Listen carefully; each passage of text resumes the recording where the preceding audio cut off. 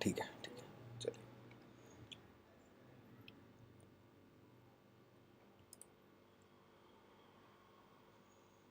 पहले recent market पे ही बात कर लें, उसके बाद हम लोग आगे बढ़ जाएंगे। ठीक है, ये बैंक निफ्टी का चार्ट है। देखिए अभी पहले कॉन्सेप्ट को समझ लेते हैं।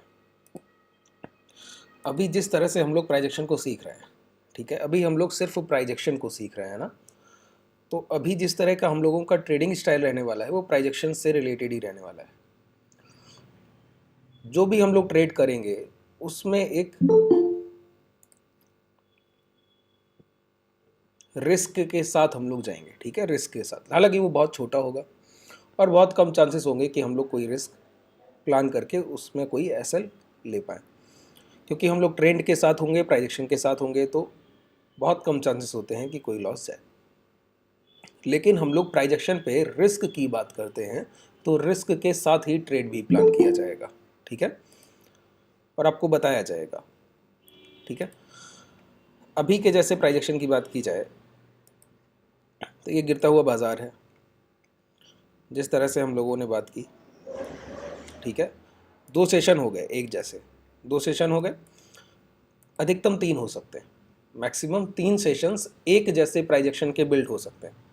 ठीक है, गिरावट होती है तो 3 दिन, बाजार चलता है तो 3 दिन, अगर चलने के बाद कोई छोटा कंसोलिडेशन होना है, छोटा कंसोलिडेशन सबसे कम समय का, तो 3 दिन, क्योंकि प्राइस खुद का दोहराव 3 दिन से अधिक समय तक नहीं कर सकता। अगर प्राइजेक्शन में कहीं भी कंसोलिडेशन भी चल रहा है तो हर 3 दिन के बाद एक तब्दीली करके चलेगा। 3 दिन कंसोलिडेशन एक अलग तरह से होगा, अगले 3 दिन के कंसोलिडेशन का प्राइजेक्शन कुछ अलग होगा और अगले 3 दिन का कुछ और। अगर 1 महीने तक प्राइस एक कंसोलिडेशन जोन में रहता है तो हर 3 दिन के बाद कंसोलिडेशन प्राइस का बिहेवियर बदल जाएगा, लगभग।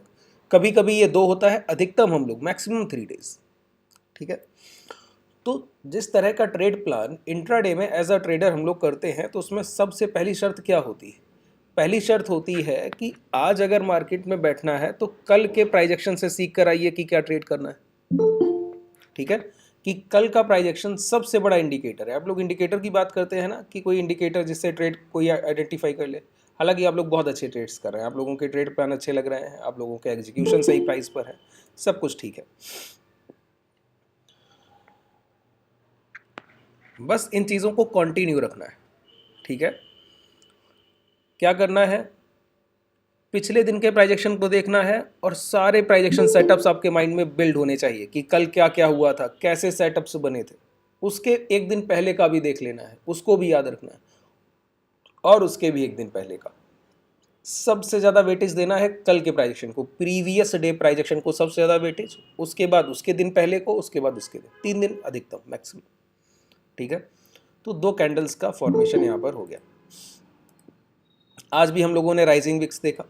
ठीक है, खुला और वो चलते हुए ऊपर की तरफ बढ़ा, चलते हुए ऊपर की तरफ गया। तो जब भी राइजिंग विक्स होता है प्राइस में एक एटलीस्ट मोमेंटम की संभावना रहती है। चलिए, तो देखिए हम लोगों ने प्रीवियस सेशंस में मेजर सपोर्ट ब्रेक कर दिए थे। हालांकि ये सपोर्ट इस डेली टाइम फ्रेम पर आपको कम बड़े लग सकते हैं, लेकिन यहाँ पर जब आप देखेंगे तो पाएंगे कि ये एक वीकली कंसोलिडेशन के बड़े सपोर्ट लेवल थे। ठीक है, बड़े सपोर्ट लेवल थे, और ये एम फॉर्मेशन की में जो प्राइस बन रहा था वो पूरी तरह से अपने मिडिल एम को ब्रेक डाउन कर चुका है। ठीक है, अब बस क्लोजिंग का हम लोग इंतज़ार कर रहे हैं कि भाव बंद और हो जाए, कि ये जो कन्फर्मेशन और हो जाए। वीकली पर कन्फर्मेशन कब होगा? जैसे अभी आप जो देख रहे हैं वो कन्फर्मेशन किस टाइम फ्रेम पर है? डेली पर है, वीकली पर नहीं है। देखिए, बायर जितना बड़ा होगा या सेलर जितना बड़ा होगा उतना असरदार होगा। ठीक है, हो सकता है कि दिन के बिकवाल बेच रहे हों और महीने के खरीदार खरीदने के मूड में हो अपने प्राइस पर, या 3 महीने तिमाही के क्वार्टरली बायर्स, क्वार्टरली सेलर्स, या छमाही हाफ ईयरली बायर्स और हाफ ईयरली सेलर्स। तो जितने बड़े टाइम फ्रेम के बायर या सेलर होते हैं हमको उनको ट्रेड करना आना चाहिए। ठीक है, तो डेली टाइम फ्रेम पर हम लोगों ने वीकनेस देखा, तो आज के आज ट्रेड करके बंद कर दिया। अगर यही वीकनेस हम किसी वीकली टाइम फ्रेम पर देख लेते, हफ्ते के सेलर अगर कहीं एक्टिव मिलते, जैसा कि अभी दिख रहा है लेकिन हुआ नहीं है। क्या दिख रहा है बताइए? कि हम लोगों ने एक ब्रेकडाउन किया है, तो अभी तक तो ब्रेकडाउन का कैंडल भी क्लोज नहीं किया। फिर इस ब्रेकडाउन कैंडल का कंफर्मेशन चाहिए होता है कि उस कैंडल का, जिस कैंडल से ब्रेकआउट या ब्रेकडाउन होते हैं, उस कैंडल के जब लो ब्रेक होते हैं, अगर ब्रेकडाउन है तो लो ब्रेक होना, अगर ब्रेकआउट है तो हाई ब्रेक होना, तो कंफर्मेशन होता है कि ये एक वैलिड ब्रेकआउट या ब्रेकडाउन। जैसे डेली टाइम फ्रेम पर, आवरली टाइम फ्रेम पर हम लोगों ने देखा, उसको ट्रेड भी किया। पहले हम लोगों ने रिवर्सल के लिए ट्रेड लिया। देखिए एक चीज और बताऊं, जब भी डाउन ट्रेंड में आपको रिजेक्शन देखने को मिलता है, रिट्रेसमेंट, तो उसको भी ट्रेड किया जा सकता है। इस बार हम लोग सीखेंगे लाइव मार्केट में जिस तरह के प्राइसिंग, जैसे आज मॉर्निंग में एक अपॉर्चुनिटी दिख रहा था, तो पहले हम लोगों ने एक बार उस अपॉर्चुनिटी को ग्रैब करने की कोशिश की, लेकिन प्राइस वीक दिखा तो निकल गए कॉस्ट पे, दोबारा से जो ट्रेंड था उसके साथ चले गए। लेकिन रिवर्सल के ट्रेड्स अच्छे मिलते हैं जब एक डाउन ट्रेंड में प्राइस अच्छा हो तब, ठीक है। तो जब भी रिट्रेसमेंट को ट्रेड करना होगा, हम लोग पूरी कोशिश करेंगे कि उसको भी ट्रेड किया जाए, ठीक है।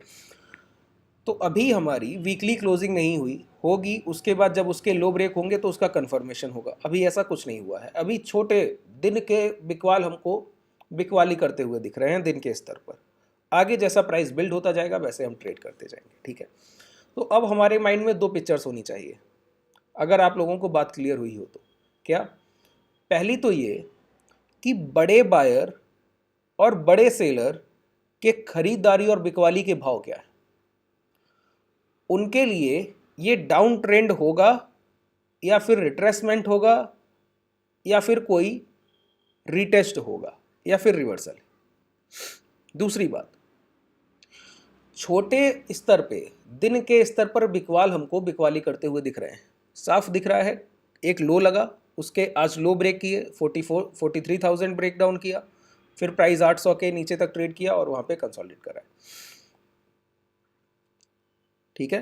तो इससे बड़े खरीदार और बिकवालों को हम लोग अपॉर्चुनिटी की तरह देखते हैं। इसीलिए आज मैं पहले आपको क्लियर करूंगा एक सेटअप, प्राइजेक्शन सेटअप, ठीक है, जिसको हालिया कल के सेशन में, प्रीवियस सेशन हम लोगों ने मंडे को ट्रेड किया, आज उसी को कंटिन्यू किया है, उसी सेटअप्स को। आगे अगर प्राइजेक्शन इसी तरह रहा तो हम लोग और करेंगे। कल का सेशन और एक बिकवाली का अगर होगा तो होगा, और उसके बाद फिर कंसोलिडेशन हमको देखने को मिलेगा 1 से 2-3 सेशन। अगर प्राइस लौटना होगा तो कंसोलिडेशन नहीं देखने को मिलेगा, प्राइस दोबारा से लौट जाएगा, फ्राइडे की क्लोजिंग ऊपर करने की कोशिश करेगा, ठीक है। वीकली क्लोजिंग एक वीक क्लोजिंग करने की, कमज़ोर भाव की क्लोजिंग करने की कोशिश नहीं करेगा। अगर स्ट्रॉन्ग प्राइस है तो पूरी तरह से कैंडल को कवर अप करेगा। नीचे ये जो बॉडी साइज आपको दिख रहा है ना वीकली का, इसको कवर अप करेगा। और कैसी कैंडल बनाने की कोशिश करेगा? इस तरह की कैंडल, इस तरह की कैंडल, ठीक है, इन तरह की कैंडल्स बनाने की। इस तरह का, जैसे ये बाजार गिर रहा था तो वीकली में भाव गिर कर आया, लेकिन क्लोज करने कहाँ चला गया? ऊपर की तरफ, फिर प्राइस ही बदल गया, ठीक है। तो अगर स्ट्रॉन्ग प्राइस होगा तो आगे के 2 सेशंस हम लोगों के लिए महत्वपूर्ण है, वीकली, और बाकी आगे हम लोग जैसा प्राइस बिल्ड होगा वैसे ट्रेड करेंगे। देखिए, एक जब भी प्राइजेक्शन को हम लोग देख रहे हैं तो 2-3 रूल बिल्कुल क्लियर होने चाहिए। पहला तो ये कि पिछले 3 ट्रेडिंग सेशंस, उनके प्राइजेक्शन सभी को पता होना चाहिए, कि ये नोट डाउन होना चाहिए आपकी रूल बुक में, कि एकदम रटा होना चाहिए कि कल का प्राइजेक्शन, गिरावट कैसे हुई थी, एम फॉर्मेशन से प्राइस चला कैसे था, डोजी को ब्रेक करके, ये सारी चीज़ें बिल्कुल माइंड में होनी चाहिए क्लियर। दूसरी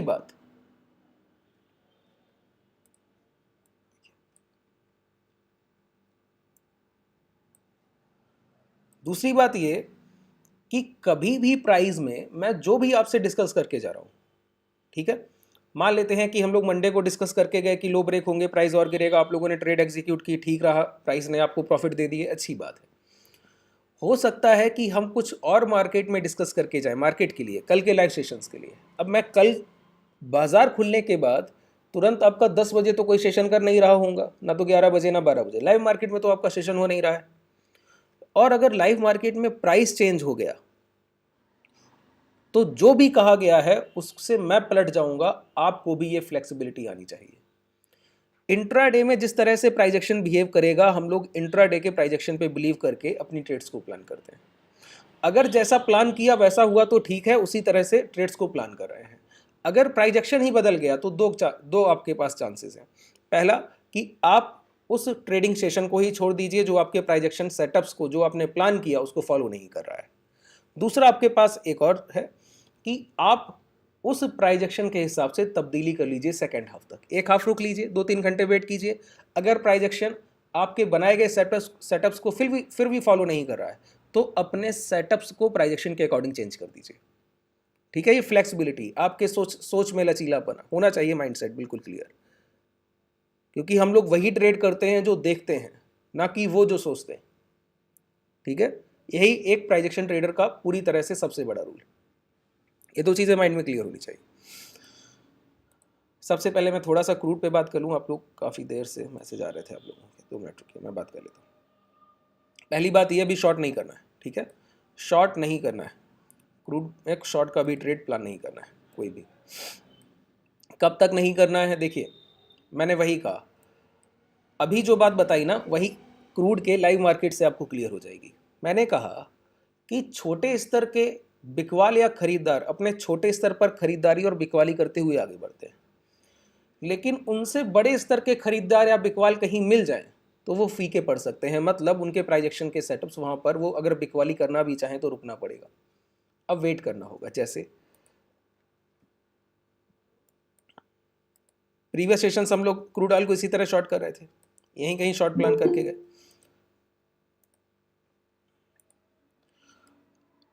अब प्राइस में जो खरीदारी आई है उसका स्तर तो यही है, ये सपोर्ट जोन है। मतलब जहां से प्राइस चल कर गया और अभी तक वो जो प्राइस है जहां से चल कर गया वो अनटेस्टेड है। अनटेस्टेड का मतलब होता है जहां से प्राइस चल कर गया अभी तक दोबारा उस लेवल को चलने के बाद टच ना किया हो, अनटेस्टेड जोन। वहां पर पेंडिंग ऑर्डर्स इतने ज़्यादा होते हैं कि पहले हिट में तो प्राइस कभी उसको ब्रेक डाउन नहीं करेगा। ठीक है, पहले हिट में तो कभी नहीं करेगा। अगर वो पेंडिंग ऑर्डर्स, ब्लॉक ऑर्डर्स कहीं ज़्यादा हैं सेलिंग से, तो वो प्राइस को दोबारा रिवर्सल कर देंगे।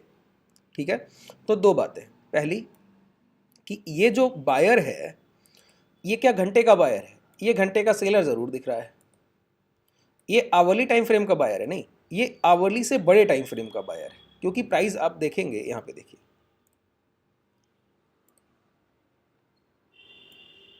देख पा रहे हैं, ये डेली और वीकली के बायर है। डेली और वीकली के भी आपको यही बायर दिखेंगे। तो अगर सेलर को इनको काटना है तो क्या करना होगा? वही थ्योरी है कि स्विंग हाई, जैसे आप बेचते हुए आए और आप पिछले किसी बड़े से बायर के पास पहुंच गए जहां तक आप पहुंचे नहीं थे, तो अभी आप पहुंच गए, तो अभी आप यहां से लौटे, इनको टच करने गए, तो आपका स्विंग हाई ये लग गया। अगर ये बायर इस स्विंग हाई को काटने में सफल रहे तो प्राइस रिवर्सल की तरफ, और अगर ये कंसोलिडेशन करके सेलर किसी भी तरह इस लो को ब्रेक डाउन कर दे तो आपका ट्रेंड डाउन ट्रेंड, जो बायर था वो काट दिया गया। तो अभी जब आप क्रूड ऑयल देख रहे हैं, ये प्राइस, ठीक है, यहां पे देखिए, ये सपोर्ट लेवल है, आप इनको टच करने आए। टच करने के बाद प्राइस क्या कर रहा है बताइए? प्राइस के स्विंग हाई, ये डोजी फॉर्मेशन देख रहे हैं, ये मान सकते हैं। ठीक है, ये तो आप ये मानिए कि जब तक प्राइस इस 7100 के लेवल को नहीं निकलता है और नीचे 6800 ये जो लो लगे हुए हैं इन लेवल्स को नहीं निकल रहा है और कंसोलिडेशन कर रहा है, तो ये इतना बड़ा जोन आपके लिए as a trader no trading zone है, नो ट्रेडिंग, पेशेंस का जोन। कि यहाँ पर बड़े बायर और सेलर ही लड़ रहे हैं जिन पर हम लोग भरोसा करके उनकी तरफ पैसा लगाते हैं। अब जब बड़े बायर सेलर में ही क्लियर नहीं है कि कौन कितना पैसा लगा सकता है, किसी का एबिलिटी नहीं देख पा रहे हैं, क्योंकि दोनों, एक बेच रहा है एक खरीद रहा है, उनके स्तर पे भाव है, तो एक तरफ पहले प्राइस को चलने दीजिए। ठीक है, ये क्लियर होने दीजिए कि हम सेलर के साथ हैं या बायर के साथ। अगर स्विंग हाई निकाल दिया तो हम बायर के साथ हैं, अगर स्विंग लो निकाल दिया तो हम सेलर के साथ हैं। फिर हम लोग अपनी ट्रेड प्लान करेंगे। तो किसी भी हॉट जोन के पास आके एक ट्रेडर को काल्मनेस में रहना आना चाहिए, शांति से बैठना, अपनी अपॉर्चुनिटी के लिए इंतज़ार करना। लेकिन मैं आपको बता दूं, थोड़ा एक्सपीरियंस के तौर पे कह सकता हूं, ये पॉजिटिव कंसोलिडेशन जैसा दिखता है। अगर आप गौर करेंगे ना तो ये पॉजिटिव कंसोलिडेशन जैसा दिखता है। ठीक है, और पॉजिटिव कंसोलिडेशन में उसके बावजूद एक बार नीचे की तरफ ये एसएल हंटिंग हो चुकी है। तो हो सकता है प्राइस इस जोन को निकले। तो जो छोटे ट्रेडर हैं 2 मिनट के टाइम फ्रेम के, अगर इस हाई को निकले, ये 7,009-10 के आसपास है, तो एक छोटा हिट प्राइस यहाँ तक दे देगा, इस डोजी तक। तो छोटी छोटी ट्रेड्स प्लान कीजिए। मैंने क्या कहा, जब प्राइस किसी जोन को ट्रेड कर रहा है तो सिर्फ सपोर्ट रेजिस्टेंस, और सपोर्ट रेजिस्टेंस निकल भी रहा है तो छोटे ट्रेड प्लान करने हैं, ठीक है। तो ये लग रहा है कि प्राइस अभी ब्रेकडाउन बहुत जल्दी में नहीं करेगा, किसी हायर लेवल से या सेलिंग उठा कर लाए, तो उसके लिए भी उसको थोड़ा सा ऊपर चल के जाना होगा, ठीक है। तो इस तरह का प्राइजेक्शन है। तो ये जो लोग बिल्कुल नए हैं तो उनके लिए ये ट्रेडिंग जोन है ही नहीं, उनको यहाँ पे इंतज़ार करना है, कोई ट्रेडिंग प्लान यहाँ पे नहीं होना चाहिए। कब होगा, एक जोन को निकलिए, 2 मिनट के टाइम फ्रेम के ट्रेडर ट्रेड कर सकते हैं, सपोर्ट रेजिस्टेंस की थ्योरी को ट्रेड कीजिए छोटे समय पे, वही काम करेगी, ठीक है। चलिए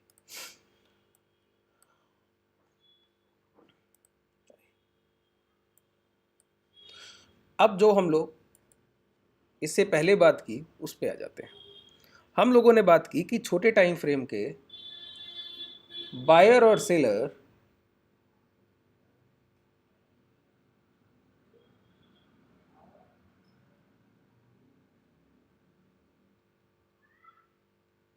छोटे टाइम फ्रेम के बायर और सेलर्स में सेलर पूरी तरह से एक्टिव दिख रहा है, ठीक है, उनके हाथ में कमांड है, वो पूरी तरह से मार्केट को मूव कर रहे हैं। चलिए, लेकिन हमको क्या आना चाहिए, कंपैरिजन, तुलना करनी आनी चाहिए एक बायर इंस्टीट्यूशनल बाइंग और एक इंस्टीट्यूशनल सेलिंग के बीच, कि किस टाइम फ्रेम को हम ट्रेड कर सकते हैं। इसके लिए सबसे पहले हमको देखना होता है टॉप टू बॉटम अप्रोच की तरफ। टॉप टू बॉटम अप्रोच क्या कहती है बताइए, कि अगर आपको कुछ भी ट्रेड करना है तो सबसे पहले सबसे बड़े बायर या सबसे बड़े सेलर को देखिए, जो भी आपके पास उपलब्ध है।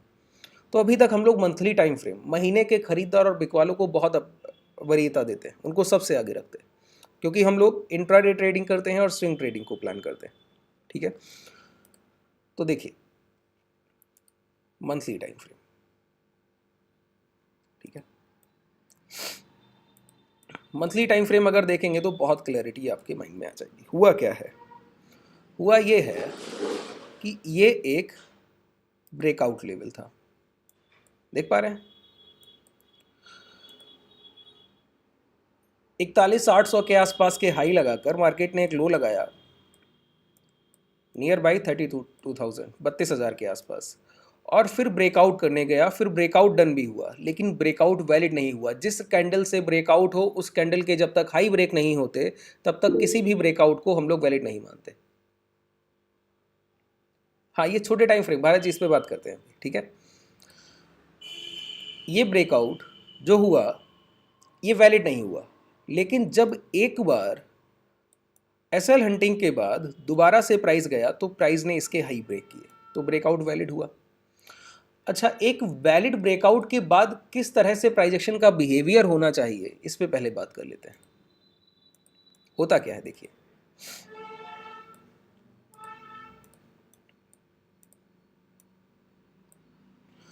मान लेते हैं कि एक 500 के स्तर पर कोई भाव है, कोई प्राइस है जो ट्रेड कर रहा है, वहाँ से एक सेलर्स ने एक बड़ी सेलिंग पैनिक में मार्केट को डाल दिया और प्राइस पूरी तरह से नीचे की तरफ 450 के लेवल्स को टच करने आया, ठीक है। प्राइस दोबारा रिकवरी करता है, नियर बाई रेजिस्टेंस पहुंचने की कोशिश करता है, नियर बाई रेजिस्टेंस कंसोलिडेशन करके ब्रेकआउट करने की कोशिश कर रहा है। ब्रेकआउट हुआ भी, लेकिन जो बाहर बड़े रिटेलर्स और इंस्टीट्यूशंस बैठे हैं वो इस ब्रेकआउट पे कब बिलीव करेंगे, जब ये ब्रेकआउट वैलिड होगा, ठीक है। और वैलिड ब्रेकआउट की आपको डेफिनेशन क्या पता है, कि जब तक इस पहले बनाए गए हाई से जब ब्रेकआउट हुआ है, जो हाई लग गया, जो बाइंग का इम्पैक्ट आया उस टाइम पर, अगर दोबारा से बाइंग की जाएगी तो सबसे पहले वो हाई ब्रेक होंगे जो लग गए थे सबसे पहले। तो मान लेते हैं प्राइस 505 या 510 के लेवल्स को हाई लगा कर आया, दोबारा से रिट्रेसमेंट हुआ, प्राइस नीचे की तरफ आया, ट्रैपिंग करके इस हाई को निकल गया, अब ब्रेकआउट वैलिड हो गया। जब हाई निकला तो प्राइस ट्रेड कर रहा है 511 या 12, 10 को निकलने के लिए 11-12 की तरफ ही प्राइस को बढ़ना पड़ेगा, 10 के ऊपर के लेवल को ट्रेड करना होगा प्राइस को। अब प्राइस ट्रेड किया 11-12, उस कंडीशन में क्या हुआ, जो ये रिटेलर्स, बड़े इंस्टीट्यूशन बायर्स जो पोजिशनल मंथली खरीदारी करते हैं 6 महीने, 8 महीने, साल भर के लिए, अब उनके माइंड में आया कि 500 का जो ये स्तर था, जो रेजिस्टेंस सेलर का प्राइस दिख रहा था, वो किसी तरह टूटते हुए दिखा है, लेकिन अपॉर्चुनिटी मिस होता हुआ दिखता है ना। 500 का स्तर टूटा है, लेकिन हमको खरीदना पड़ेगा 511, 512, 520। आपके लिए ये 10 पॉइंट और 12 पॉइंट का मोमेंटम छोटा हो सकता है। क्यों? आपकी ट्रेडिंग एबिलिटी छोटी है, तो आपको 10 और 2% और 3%, 4% से बहुत फर्क नहीं पड़ रहा है। लेकिन उनका सोचिए, जिनका एक डिप्लॉयड अमाउंट ही 500 करोड़, 1000 सीआर्स इस तरह से जा रहा है, उनके लिए 1-2% कितना मायने रखता है। तो एक वैलिड ब्रेकआउट के बाद प्राइस एक अपॉर्चुनिटी देने आता है बड़े खरीदारों को। किस लिए? एंट्री के लिए अपॉर्चुनिटी देने आता है, जिसको हम लोग कहते हैं साधारण भाषा में रीटेस्ट। वो रीटेस्ट क्या है? वो एक प्राइस एक्शन के वैलिड होने के बाद एंट्री की अपॉर्चुनिटी की।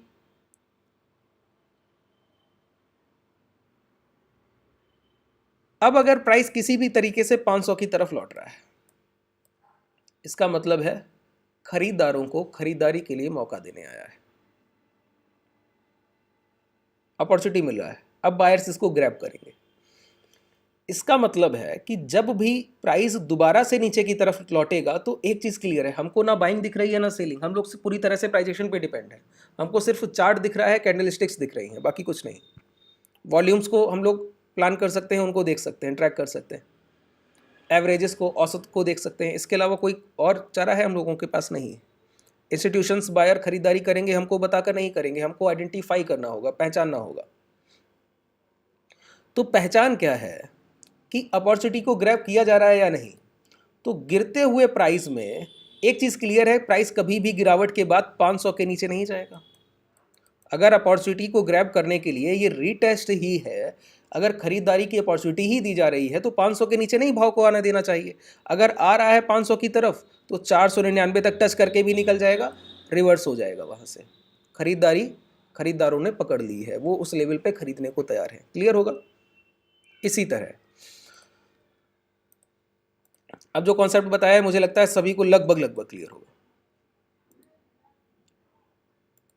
ये प्राइस है, अब ये गिरावट करते हुए भाव बढ़ रहा है, ठीक है। ये क्लियर दिख रहा है कि ये जो लेवल है 41,700 के आसपास, 41,800 के आसपास का दिख रहा है। तो मैंने आपसे कहा कि कभी भी कोई भी प्राइस अगर आपको 600, 650, 700 इस तरह से दिख रहा है, तो near by double digit price जो 500 का मल्टीपल हो, 500 का मल्टीपल हो, उसको देखने की कोशिश करते हैं। तो 41,500 से थोड़ा सा नीचे रखिए। सबसे ज़्यादा ओपन इंटरेस्ट कहाँ मिलने वाला है? ओआई। सबसे ज़्यादा सेलर कहाँ बैठा होगा? किस स्ट्राइक प्राइस पर होगा? 41,500 के पुट स्ट्राइक प्राइस पर होगा।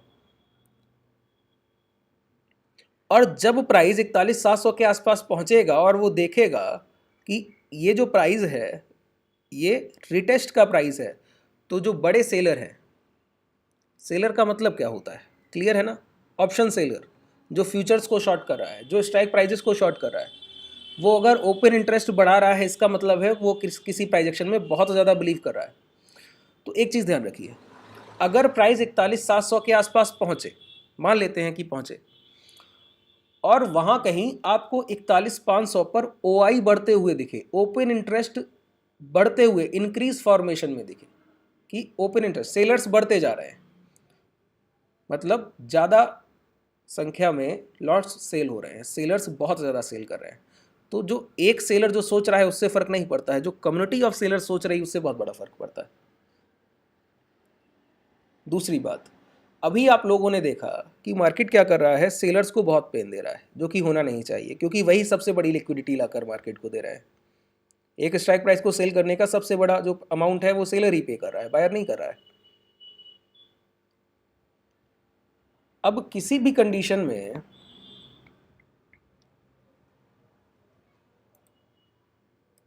44,700 के आसपास प्राइस पहुंचे तो क्या होगा? अभी आपने देखा 44,500 के लेवल मंडे को ब्रेक डाउन हुए, तो सेलर्स को सबसे ज़्यादा मैक्स पेन किसको था? सेलर को, क्योंकि उनका ओआई जो बिल्ड था उनको अनवाइंडिंग करनी पड़ी और नीचे के लेवल पे शिफ्ट होना पड़ा। तो 44,500 के सेलर कहाँ आए होंगे? 43,500 के सेलर कहाँ आए होंगे? 43,000। अब 43,000 पे जो सेलर है, आज प्राइस ने उस लेवल को भी ब्रेक डाउन कर दिया, अब फिर से अनवाइंडिंग करेंगे, फिर वो 41,500 की तरफ बढ़ेंगे। तो कभी भी मार्केट सेलर्स को बहुत दिनों तक ट्रैप नहीं कर सकता। अगर उन्होंने मार्केट में अपने ऑर्डर्स कम कर दिए, इसका मतलब है कि बायर्स बाई तक नहीं कर पाएंगे। इस कंडीशन में जब पुट सेलर ट्रैप हो चुके हैं और आप किसी बड़े सपोर्ट के पास पहुंच रहे हैं, तो कहीं ना कहीं हम लोगों के पास एक प्लान होना चाहिए कि ठीक है, प्राइस एक्शन डाउन ट्रेंड में है, प्राइस की क्लोजिंग वीक है, सारे पॉइंट्स हम लोगों को ध्यान में होने चाहिए और हम लोग अपनी ट्रेड्स उसी तरह प्लान करेंगे जैसे करते आ रहे हैं, कोई तकलीफ नहीं। लेकिन जब हम उस स्तर के पास पहुंचेंगे तो थोड़ा सा अवेयर हो जाएंगे और प्राइस एक्शन को दोबारा बनने देंगे, भाव को दोबारा बनने का मौका देंगे, समय देंगे, और वहां पे कुछ भी बेहतर दिखे तो उसको ट्रेड करने की कोशिश करेंगे। ठीक है। अब दूसरी बात, वीकली क्लोजिंग के 2 दिन बचे हैं, क्लियर है? एक सेकंड दीजिए।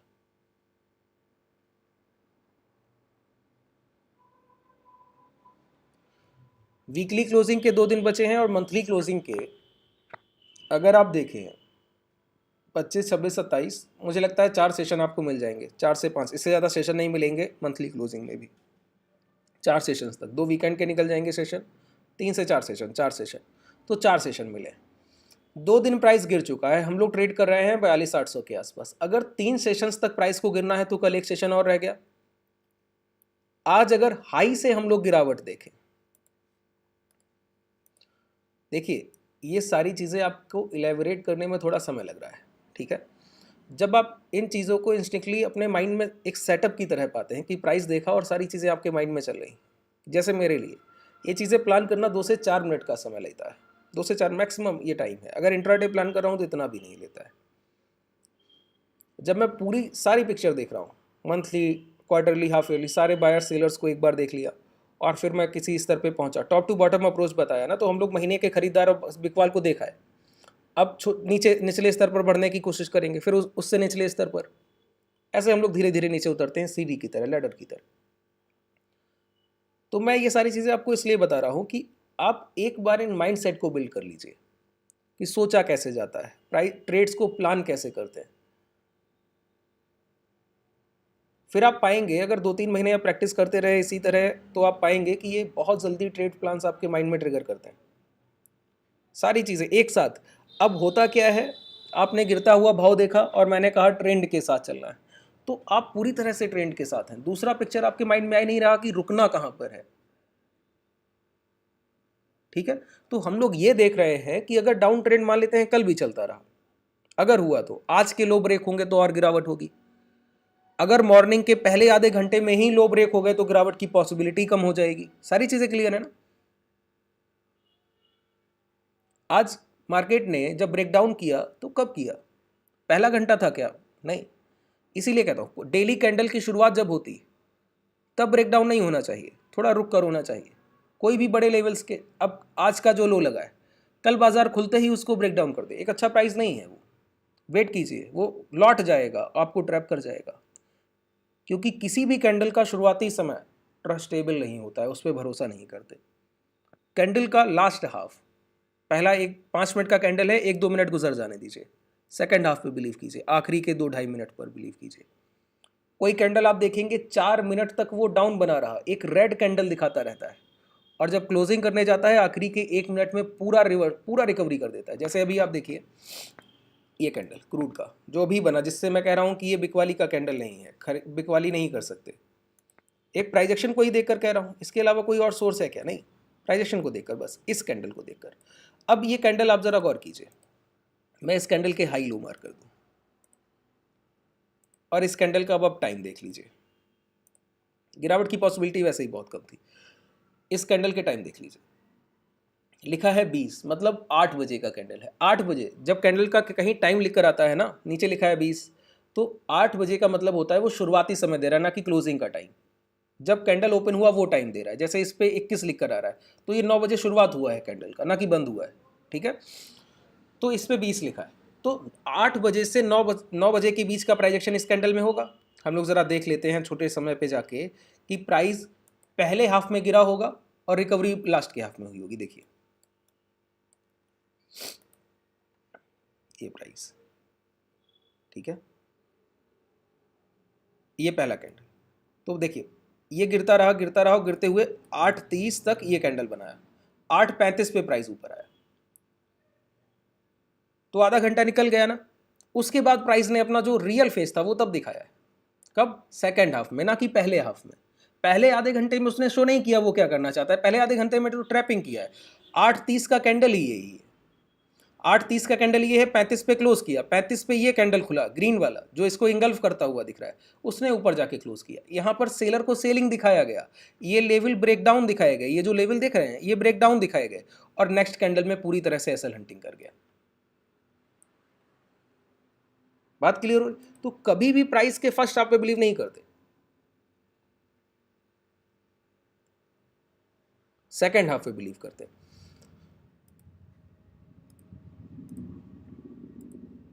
अपने प्राइस पर आ जाइए।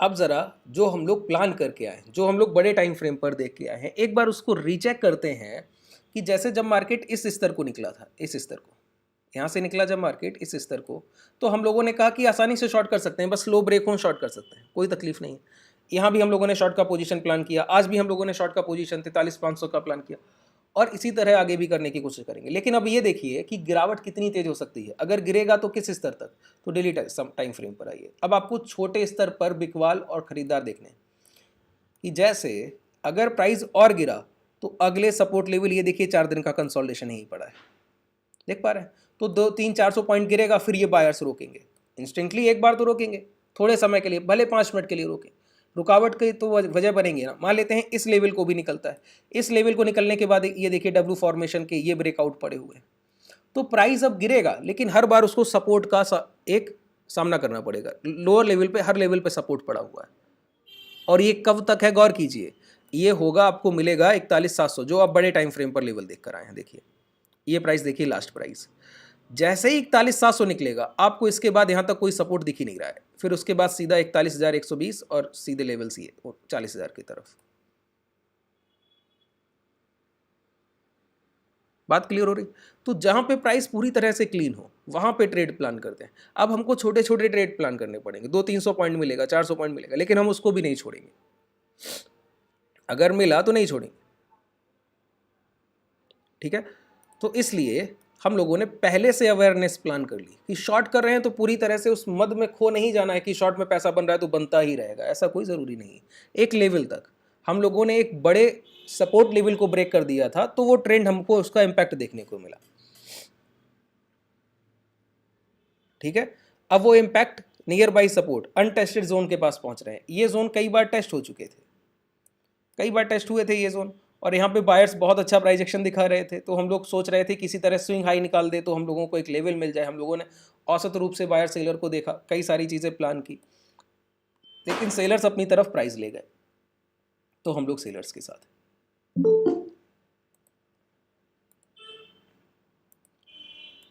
ठीक है, अब आपको हर लेवल पे सपोर्ट लगते हुए दिखते हैं, तो ट्रेड प्लान करेंगे वाइजली, रिस्क वर्सेस रिवॉर्ड। अब ये चीज़ सबसे पहले आती है, रिस्क वर्सेस रिवॉर्ड, क्योंकि जितना दे रहे हैं उससे ज़्यादा कमाने की कोशिश करनी है। बस जितना रिस्क लेंगे किसी ट्रेड में उससे ज़्यादा कमाने की कोशिश करनी है, उससे 1.5 गुना या उससे 2 गुना, क्योंकि हम एक ट्रेड के भरोसे नहीं हैं, हमको अपनी लाइफ में बहुत ट्रेड करनी है, और जब रिस्क और रिवॉर्ड फेवर में होता है तो कभी ट्रेडिंग में लॉस है ही नहीं। बस आपके सेटअप्स बेहतर होने चाहिए, आपकी प्राइजेक्शन की समझ बहुत बेहतर होनी चाहिए, इन 2 चीज़ों पे काम कीजिए, बाकी चीज़ें अपने आप सॉल्व हो जाती, ठीक है? यहाँ पे जैसे आपको बिल्कुल क्लियर प्राइजेक्शन बता देता है, देखिए जहाँ पर प्राइजेक्शन बिल्ड होता है ना वहाँ पे वो बहुत चीज़ें बिल्कुल क्लियर करते हुए चलता है। आप यहाँ पे जब छोटे टाइम फ्रेम को देखिए, किसी भी टाइम फ्रेम को 5 मिनट देख रहे हैं, 10 मिनट देख लीजिए, 15 मिनट देख लीजिए, आप जो बताए आवरली देख लेते हैं, कोई भी टाइम फ्रेम, सबसे बड़ा आवरली, क्योंकि आवरली टाइम फ्रेम पर सेलिंग चल रही थी और ये डाउन ट्रेंड, ठीक है? अब आप लोग रेजिस्टेंस लाइन को इस तरह से मार्क करते हैं, इस तरीके से भी मार्क करते हैं। मैं रेजिस्टेंस लाइन को आप लोगों को बताता हूं इस तरह से मार्क करना। ट्रेंड जितना तेजी से है, जहां ट्रेंड रुकेगा वहां से रिवर्सल की या रिट्रेसमेंट की पॉसिबिलिटी होगी। अभी हम ये नहीं कह सकते ये रिवर्सल है या रिट्रेसमेंट, लेकिन ये क्लियर है कि इसको ट्रेडेबल है, इसको ट्रेड किया जा सकता था, ठीक है? ये नहीं कह सकते ये रिवर्सल है या रिट्रेसमेंट, लेकिन इतना कह सकते हैं कि ये ट्रेडेबल था। क्यों? एक ट्रेंड का इम्पैक्ट खत्म हो गया। ट्रेंड क्या होता है? जैसे गिरावट चल रही हो, बहाव, वही ट्रेंड है। तो ट्रेंड धीमे है या तेज? अब ये धीमे, जैसे अपना ट्रेंड ये चल रहा है, देखिए बिल्कुल क्लियर, ये चल रहा है, यहाँ पे ये रुका प्राइस, इसके बाद ये ट्रेंड की शुरुआत हुई। अब मैं आपको दिखाऊं कितना ये बेहतरीन काम करता है। इस तरह से गिरते हुए जा रहा है, जैसे ही इस ट्रेंड के बाहर प्राइस निकलेगा फिर आप देखेंगे एक रिट्रेसमेंट या रिवर्स जो भी होगा। अब ये हर जगह आपको मिलेगा। यहाँ से देखिए ये ट्रेंड चल रहा है, ये यहाँ खत्म हुआ, प्राइस ने एक दिया, ये यहाँ खत्म हुआ, प्राइस ने दूसरा मोमेंटम दिया, ये ट्रेंड यहाँ खत्म हुआ, प्राइस ने मोमेंटम दिया। आप जहाँ से बताएंगे, ये जो सिंपल लाइन होती है ना, अब एक रेजिस्टेंस देखिए, ये जो लाइन है रेजिस्टेंस और सपोर्ट के लिए, इसमें आपको एक अकड़ नज़र आती है। अकड़ समझते हैं कि उसको आप फ्लेक्सिबिलिटी नहीं रख सकते, उसको खुद की तरह से तोड़ मरोड़ नहीं सकते, ठीक है। अगर इस लाइन को आप उठा रहे हैं ट्रेंड की तरह, तो ये ट्रेंड को इस तरह ले जाएगी, इस तरह। अब आप इसको चाहें कि इस तरह घुमा कर ले जाएं, घुमाव के साथ नहीं संभव है, पॉसिबल ही नहीं। ट्रेंड आपको बिल्कुल क्लियर दिखना चाहिए। अब वो ट्रेंड को दूर से दिखा रहा है और आप ज़्यादा पास ले जाइए कि जैसे ये लाइन है, अब मैं इस ट्रेंड के साथ ले जाना चाह रहा हूँ, तो ट्रेंड यहाँ पे खत्म नहीं हो रहा है, ट्रेंड यहाँ तक जा रहा है। तो जब आप इस तरह से प्लान करेंगे तो ये जो गिरावट है इसको भी मेजर करते हुए ले जा सकते हैं। फिर दिखेगा कि यहाँ पे प्राइस रुक गया है। इसीलिए मैंने कहा कि जब भी डाउन ट्रेंड में प्राइस होता है तो उसके रिट्रेसमेंट भी बड़े होते हैं। हम लोग उसको भी इस बार ट्रेड करना सीखेंगे कि कैसे उसको ट्रेडेबल बनाते हैं, ठीक है। सिंपल लाइन सपोर्ट और रेजिस्टेंस के लिए, ठीक है। अभी जैसे रेजिस्टेंस प्लान करना है तो इसी ट्रेंड के साथ गिरते जाइए, जहां पे ट्रेंड रुकेगा ना वहां से एक रिट्रेसमेंट या रिवर्सल कुछ ना कुछ प्लान करेगा। कर्व टूल यूज कर सकते हैं, बिल्कुल कर सकते हैं, लेकिन एक लाइन, मैं कभी भी प्राइस पे आपको कोई भी टूल सिर्फ एक इस लाइन के अलावा, इस पेंसिल टूल के अलावा कुछ भी यूज करते हुए आपको नहीं दिखूंगा। ना ही कोई दूसरा एवरेज होगा, एवरेज देखूंगा तो हटा दूंगा, आरएसआई देखूंगा तो हटा दूंगा, वॉल्यूम देखूंगा तो हटा दूंगा। बस देख लिया, एक बार नज़र रख ली। जैसे अभी का अपना जो मार्केट है, अगर आप पीसीआर डेटा चेक करें जाके, अगर आप डेटा की बात करते हैं, पीसीआर डेटा चेक कीजिए, पुट कॉल रेशियो कुछ भी चेक कीजिए, तो आपको आरएसआई चेक कीजिए, ओवर सोल्ड मार्केट दिखाता है, ओवर सोल्ड बाजार है। लेकिन मैं आपको बताऊं, यहाँ पे एजम्पशन आती है कि ज़्यादा बिकवाली हो गई है तो चलने लगेगा। नहीं, तब तक नहीं चलेगा जब तक प्रीवियस हाई ना, स्विंग हाई ना निकाल दे। कमज़ोर भाव और कमज़ोर होता है, गिरते हुए को सब गिराना चाहते हैं और चलते हुए को सब चढ़ाना चाहते हैं, कोई नहीं रोकना चाहता।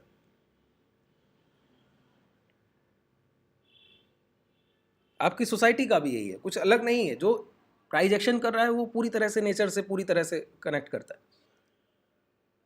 आप देखिए, कोई आपसे छोटे स्तर का आदमी या आपके समाज में कहीं छोटे स्तर का आदमी जो फाइनेंशियली उतना आगे ना बढ़ पाया हो, या फिर किसी भी तरीके से वो आगे ना बढ़ पाया हो, एजुकेशन की फील्ड में उसका फैमिली या परिवार किसी तरह से पीछे हट गया हो, अब वो बस किसी तरह आपके बराबर आ जाए, आपकी पूरी कम्युनिटी के, पूरे समाज के जो आपके आसपास लोग रहते हैं, तो उसके किसी ना किसी तरह से उसको नीचा दिखाने की कोशिश करते हैं। क्यों? वो गिरा हुआ था पहले से, उसको ऊपर कोई नहीं आते हुए देखना चाहता है, लेकिन किसी तरह वो आप पूरी कम्युनिटी से बहुत आगे निकल गया, जहां आप उसको टच भी नहीं कर सकते, तो लोग उसको कनेक्टिविटी ही हटा देते हैं, उसको अपना हिस्सा ही नहीं मानते, कहते हैं अब तो वो बहुत ऊपर की चीज़ है, वो हम लोगों के बीच से नहीं है, तो उसको गिराना भी नहीं चाहते। तो गिरता हुआ भाव और गिरता है, उसको सब गिराना चाहते हैं। तो कमज़ोर भाव और कमज़ोर होगा, और मजबूत और मजबूत। यही तो ट्रेंड का सबसे बड़ा डेफिनेशन है कि जिधर भाव चल रहा है चलता रहेगा, जब रुकेगा तब प्लान करेंगे कि क्या होने की पॉसिबिलिटी। कुछ भी अगर अकॉर्डिंगली हो गया तो उसको प्लान करेंगे, नहीं हुआ तो जैसा प्राइस चल रहा है उसके साथ चलेंगे, ठीक है। तो बिल्कुल आसानी से इस तरह से हम लोग ट्रेड्स को प्लान करते हैं। अब देखिए 3 मंथ्स, क्वार्टरली, जितना बड़ा टाइम फ्रेम आप देख सकते हैं उतना टाइम फ्रेम बड़ा देखने की कोशिश किया कीजिए।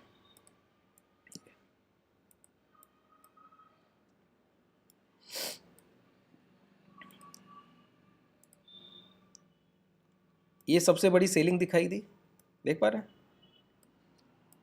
क्वार्टरली सबसे बड़ा टाइम फ्रेम है एक तरह से देखा जाए। अब छमाही का समय देखने का मतलब है आप 25-26 सालों के लिए ट्रेड प्लान कर रहे हैं, ठीक है। तो क्वार्टरली एक ऐसा टाइम फ्रेम है कि जिस पर आप इन्वेस्टमेंट को बहुत अच्छे से प्लान करते हैं 10 से 15 साल के लिए। यही वो टाइम फ्रेम है जिससे मैं आपको टारगेट बैंक निफ्टी और निफ्टी के लिए इतने बड़े बड़े टारगेट बता रहा हूँ कि 24,000 जाएगा, 26-27,000 तक जाएगा। बिल्कुल क्लियर है, वो दिखता है टाइम फ्रेम पर, क्लियर हो जाता है। देखिए, एक साधारण अप ट्रेंड में प्राइस जो था उसमें एक बड़ा पैनिक अचानक से लाया गया। अब सोचिए, ध्यान से सुनिएगा, जो गैप डाउन की थ्योरी एक ट्रेंडिंग मार्केट में, वही यहाँ पर काम करती है। कैसे? इस प्राइस ने क्या किया था कोविड में, वो आपको क्लियर हो जाएगा। इस तरह से प्राइस चल रहा है, ठीक है। अब जो इस स्तर से प्राइस इस स्तर तक गया तो बीच में कुछ खरीदार छूट गए जो इस स्तर पे खरीदने को इंटरेस्टेड थे, लेकिन प्राइस गिरा तो वो सोच रहे थे यहाँ तक गिराएगा तो खरीदारी कर लेंगे। प्राइस पहले लौट गया, अब ट्रेंड में है ना, हाई ब्रेक कर दिया। उन्होंने सोचा चलिए पिछली बार जहाँ से लौटा वहाँ खरीद लेंगे, प्राइस ने फिर से हाई ब्रेक कर दिया। उन्होंने सोचा अब यहाँ पर आया ना, अब की बार आ जाए तो खरीद लेंगे। प्राइस ये हाई ब्रेक करके निकला तो एक नया हाई लगाने निकल गया। अब वो इस अपॉर्चुनिटी के इंतजार में बैठे। तो हर जगह बायर छूटता जाता है। एक अप ट्रेंड में बायर्स जो है वो छूटते जाते हैं, जो प्लान तो कर रहे थे खरीदारी लेकिन कर नहीं पाए क्योंकि भाव महंगे हो गए, चीज़ें महंगी हो गई। अचानक से एक समय आया कि प्राइस ने बहुत बड़ा डिप लिया और इतना बड़ा एक करेक्शन कर दिया अचानक से। अब सोचिए, जो यहाँ खरीदना प्लान कर रहे थे, यहाँ कर रहे थे, यहाँ कर रहे थे, और निचले स्तर पे जो नहीं खरीद पाए, वो हर सभी बायर्स जो इंतज़ार कर रहे थे 7-8-10 सालों से, उनको एक मौका मिला। कितना बड़ा लिक्विडिटी आपने देखा। सितंबर में अगर आपको डेटा याद हो तो 16,000 करोड़ की SIP चल के गई हैं म्यूचुअल फंड में, हम लोगों की तरफ से, रिटेलर्स की तरफ से। ये हाईएस्ट एवर अमाउंट है, इससे ज़्यादा SIPs कभी नहीं चली बाजार में। तो ये जो DII खरीदारी करते हुए दिखती है, हम लोगों का पैसा है, हम लोगों का फाइनेंशियल इंटरेस्ट इतना बढ़ गया है जो इससे पहले कभी नहीं देखा गया।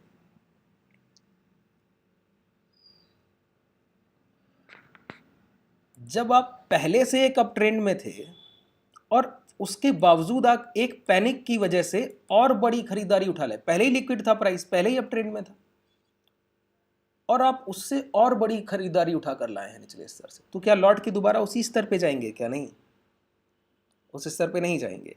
ये किसी ना किसी तरह से, देखिए ये ब्रेकआउट हुआ, ब्रेकआउट के बाद ये हाई ब्रेक हो गए, ठीक है, ये हाई ब्रेक हो गए। तो प्राइस अगर बहुत वर्स्ट कंडीशन आई तो 40,000, मैं कहता हूँ बहुत वर्स्ट कंडीशन आई तो 34-35,000, इससे बड़ी कोई तकलीफ मार्केट में नहीं हो सकती। इसीलिए कहता हूँ कि ये, इसको जितनी भी गिरावट अगर होती भी है आगे, तो इसको अपॉर्चुनिटी की तरह देखिएगा, ना कि फियर की तरह, डर की तरह नहीं देखना है। समझिए मौका मिल रहा है खरीदारी का। जो स्टॉक आपके सामने पिछले 6-8 महीनों में इतने महंगे हो गए, लिस्ट बनाकर रख लीजिए। टाटा मोटर जैसे स्टॉक, हीरो मोटो जैसे स्टॉक, रिलायंस, ICICI, जो भी आपको खरीदने को मिले, फंडामेंटल रिच हो, और बाकी कंपनीज के ऊपर छोड़ दीजिए। IRFC, हुड को देखिए 90 के हाई लगा कर आया, OFS निकल कर आया, ऑफर फॉर सेल दिया गवर्नमेंट ने उसके लिए।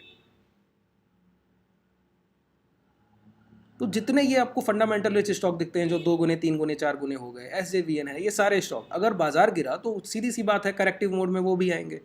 प्रॉफिट बुकिंग सबसे बड़ा जो मोमेंटम आया वहीं उन्हीं इंडेक्स में सबसे बड़ी दिख रही है। आपको लार्ज कैप में कोई बहुत बड़ी प्रॉफिट बुकिंग नहीं दिखेगी। HDFC ने 1500 के लेवल भी नहीं तोड़े। BSE 1800 के आसपास ट्रेड करता हुआ स्टॉक, आप देखिए आज भी 4% से मुझे लगता है आसपास कहीं ट्रेड कर रहा होगा। वेल्पसन इंडिया मुझे लग रहा है आज क्लोज किया है 140-42। तो जो उस समय नहीं चले वो अभी पूरी तरह से चले। BSE तो लगातार चल रहा है। तो जहाँ भी अपॉर्चुनिटी मिले उनको छोड़ना नहीं, ठीक है। PSUs हो, बिल्कुल नहीं छोड़ना है। IOB को छोड़िएगा, PSUs बैंक्स में। IABU को इसलिए छोड़िएगा, उसमें 99% स्टेक जो है वो गवर्नमेंट का है। मैनिपुलेटिव स्टॉक है, मैनिपुलेटिव स्टॉक है, प्राइस में एक अच्छे हाई लग गए हैं। अब bank of Baroda, IOB, SBI सबसे बड़ा केयर टेकर है, सबसे ज़्यादा अकाउंट्स उसके पास है, सेविंग अकाउंट्स और करंट अकाउंट्स। कासा रेशियो देखा कीजिए बैंक्स का, current account saving account ratio बहुत फायदेमंद होता है। मार्केट कैपिटल नहीं देखते हैं बैंक्स का, फंडामेंटल पे क्लास करूंगा, ये सारी चीज़ें क्लियर करूंगा। तो IOB का स्टेक प्लान कर रहा है गवर्नमेंट बेचने का, क्योंकि उसमें एक लिक्विडिटी ला सके और मैनिपुलेशन कम हो जाए, बंद हो जाए किसी तरह। तो 99% वो राष्ट्रपति के नाम पर रजिस्टर्ड है पूरा उसका स्टेक। तो अगर 10-20% भी बेचेगी ना सरकार, तो समझ लीजिए कि एक अच्छा करेक्शन देखने को मिल जाएगा, लोअर लेवल पे खरीदारी का मौका मिल जाएगा, ठीक है। तो वो 20-22 के आसपास अगर भाव मिले तो वो एक अच्छा भाव होगा। अब जिस तरह का वो प्राइस है, एक अच्छा प्राइस है हायर लेवल पे वो। तो बाकी सारे बैंक्स, IDFC समझिए कि जिस लेवल पे मिले वो लेवल खरीदने के लिए सही। PNB जिस स्तर पे मिले सब स्तर सही। 40 तक खरीदारी कीजिए, 35 तक खरीदारी कीजिए, मिल जाए तो बेहतर, ठीक है। तो अगर गिरता है 3 मंथ्स टाइम फ्रेम से तो उसको हम लोग देखेंगे। हालांकि अभी जिस तरह से हम लोग ट्रेड प्लान को देखते हैं तो एक इन्वर्टेड हैमर के हाई निकलते हैं तो वो सबसे बड़ा सपोर्ट लेवल होता है जब भी बाजार गिरता है और वो अनटेस्टेड हो। तो ये जो इन्वर्टेड हैमर, ये जो प्राइस जहाँ पहुँच रहा है, ये लेवल देख पा रहे हैं, ये भी 41,800 राउंड फिगर वही प्राइस आ रहे हैं जो हर टाइम फ्रेम पर आपको दिख रहे हैं। तो ये मल्टीपल सपोर्ट लेवल है 41,700-800 के आसपास। इसके नीचे प्राइस तभी निकलेगा जब दोबारा से प्राइस एक्शन को बिल्ड करना होगा, सेलर्स को नई सेलिंग करनी होगी। हाँ, BOB में प्रॉब्लम चल रही थी। BOB में प्रॉब्लम क्या चल रही है सर? उनका थोड़ा सा, उनके एप्लीकेशन को लेकर RBI ने थोड़ा सा बैन किया है उनको। वो कारण है कि कई सारे उनके ही एम्प्लॉयज़ ने कई रजिस्ट्रेशंस, जब दबाव बनाया गया उनके हाई कमीशन की तरफ से, तो उन्होंने एक नंबर से कई डीमेट सेविंग अकाउंट्स लिंक कर दिए और वहाँ पर अब देखा जा रहा है कि उन लोगों के कुछ पैसे वहाँ पर नहीं, लगभग मुझे लग रहा है 40 लाख के आसपास का फंड होगा। तो RBI ने अभी कुछ उस पर रेस्ट्रिक्शंस लगा रखे हैं। BOB का जो ऐप है, BOB वर्ड करके है शायद, तो इसलिए थोड़ा सा हो सकता है वो भी आपको करेक्शन में मिल जाए, ठीक है। तो आज जितना मैंने बताया, कोई डाउट हो तो पूछ लीजिए, जितना भी मैंने बताया।